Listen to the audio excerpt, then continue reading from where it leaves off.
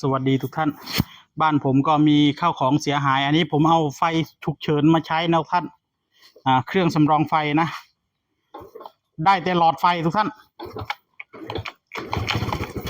หลังจากที่โดนพายุถล่มหนักนะข้าวของเสียหายในขณะเดียวกันในหมู่บ้านผมนะญาติผมเองทุกท่าน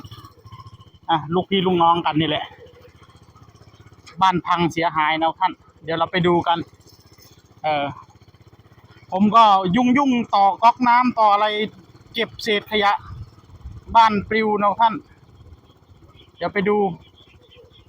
ส่วนบ้านตายายก็อันนี้นะท่านนี่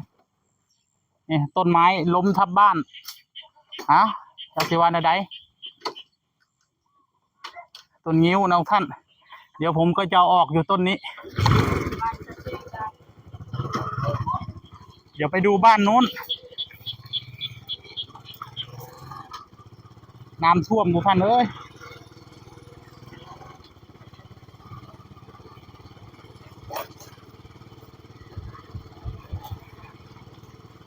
ทางการมาดูความเสียหายนะท่านอันนี้ทางการมานะ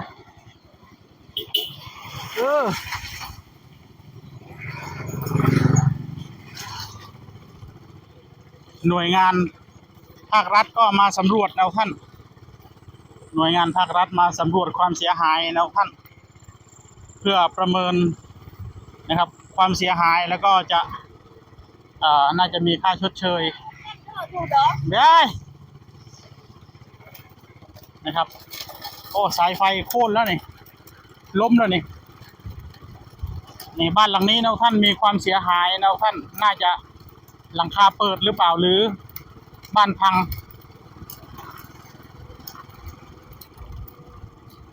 โอ้หลังคาเปิดหลังคาถล่มพี่น้องเอ้ยหลังคาถล่ม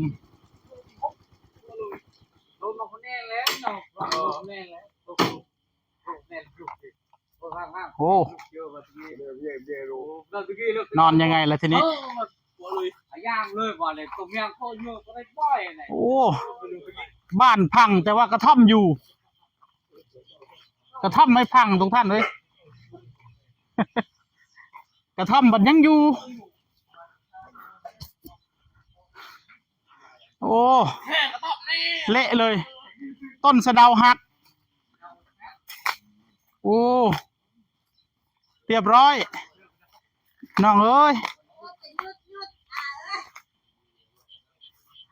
นี่ดีเนาะที่ไม่ล้มทับใครดูต้นสะเดาเนี่ยท่านหักแล้ว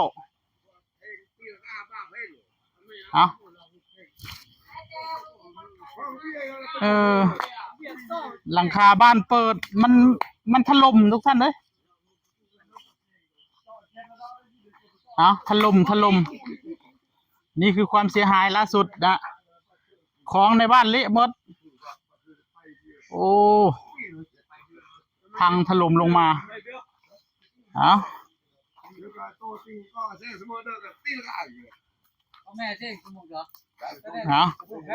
ดูเอาทุกท่านราคาเปิดเรียบร้อยไม่รู้ว่าไฟระบบไฟยังดีอยู่บ่ยังได้อยู่เนาะระบบไฟกลัวไฟจะรั่วนะท่านสายไฟ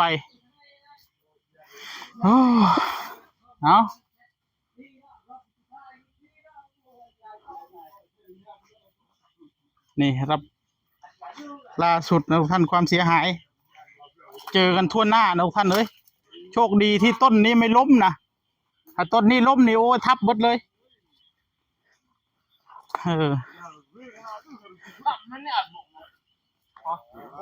มีบ่บังต้องเนี่ยบุ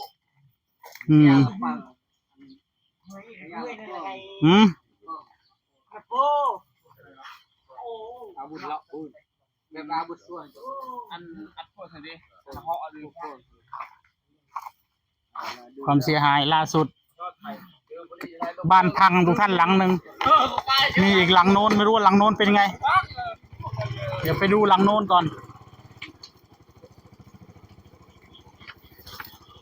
เสียหาย โอ้น้ำหลากเลยทุกท่านเอ้ยดูฝนตกวันเดียวน้ำหลากน้ำไหลเดี๋ยวนาพี่บ่าวน้ำท่วมเลยนนบ้านหลังนี้อีกเป็นไงบ้านหลังนี้ก็พังเหมือนกันเขาว่าโอ้พายุมาน้ำตานองกันหมดเลยผมก็เสียหายเหมือนกันทุกท่านเอ้ยเสียข้าวของโว้น้ำก็โทษน้ำมาหนักเลยน้ำเต็มอันเนี้ยโอ้บ้านนี้หลังคาเปิดได้นี่ได้นี่เจ้าของบ้านขี่รถให้ไปแล้วพี่น้องเอ้ยโอ้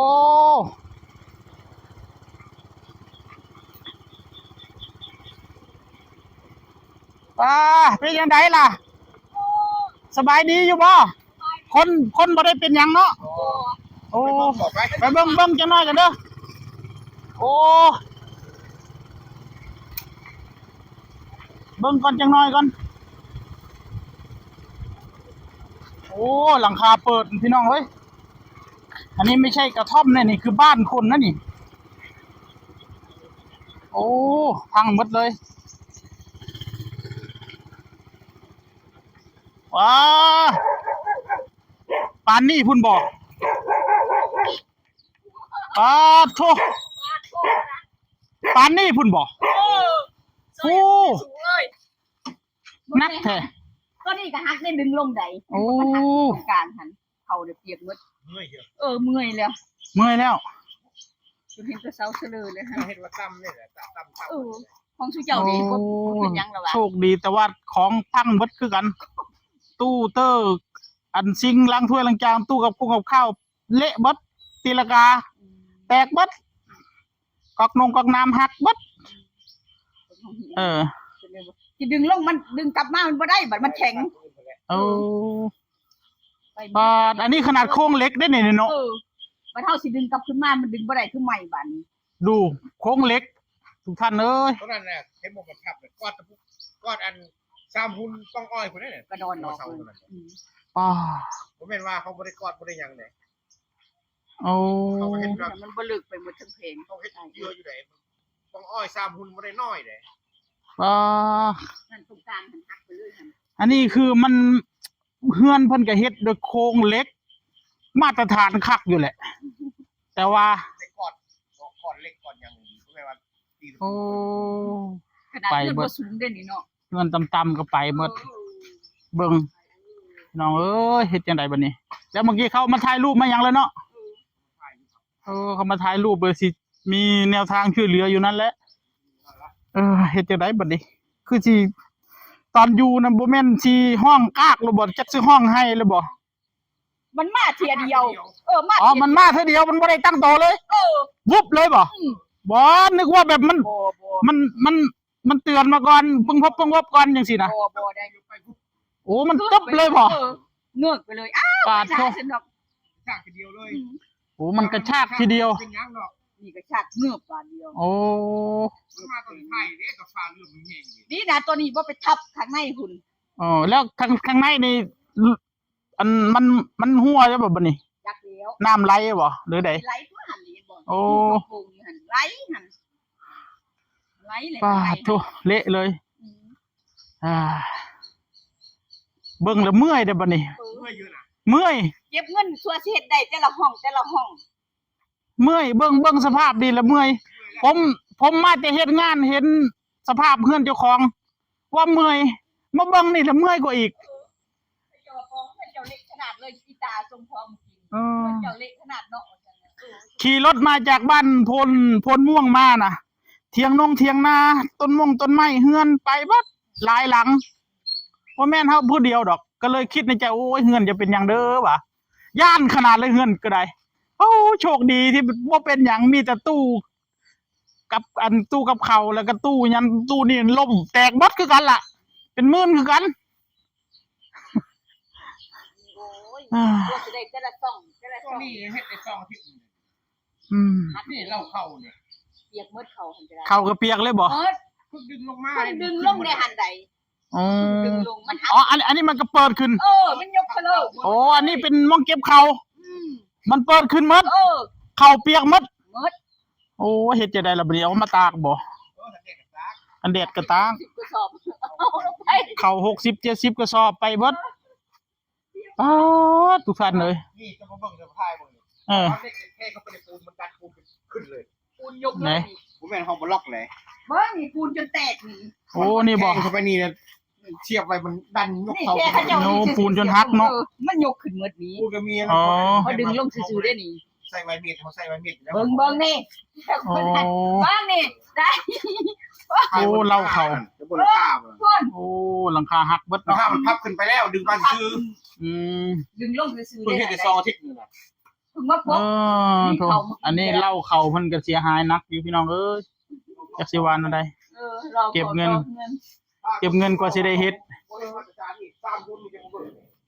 เออ เข้านี่ว่าเป็นมันทอนเข้าขึ้นเลย เหนื่อยนั่นเอ้ย สร้างบุญแข่งกันไปมัน เพื่อผู้สิเก็บเงินได้หอมน้ำนิดได้จะละบาทจะละสตางค์ ถ้าว่าเขาเฮ็ดบ่เน้นถ้าใครเอาเฮ็ดก็เอาเฮ็ดเน้นอยู่แล้ว เออนี่เนาะ มันดันขึ้นไปได้ไหน โอ้นี่ล็อกอันนี้ไว้แล้ว เชื่อมไว้แล้วแมันบ่ แต่มันดึงรุดมาเลย โอ้ พอดีมันก็มีง่ามใส่กันกับพอดีอยู่นี่ง่ามข้ามไปเลย โอ้ คือว่าลมแห้งเขาคือว่าให้มือเมฆจะให้ประมาทเลยต้องคิดโอเคอยู่นะ อ่าเสียดายเด้อบัดนี้